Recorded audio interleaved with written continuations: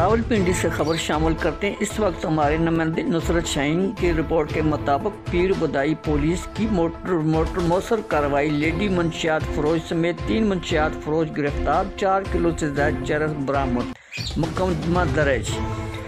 پیر بدائی police نے دوران ناکہ بندی منشیات فروش جان زیب، عامر زیب اور شیرون بی بی کو گرفتار کر کے 4 کلو 400 گرام چرس برآمد کر لی۔ ملزمان کے خلاف کارروائی ایس ایچ او پیر بدائی کی سربراہی میں اے ایس آئی خرم شہزاد اور ان کی ٹیم نے پولیس کارروائی کی۔ معاشرے میں منشیات جیسی ناسور کے خلاف خاتمے کے لیے منشیات فروشوں کے خلاف کارروائیوں کا سلسلہ جاری رکھا جائے گا۔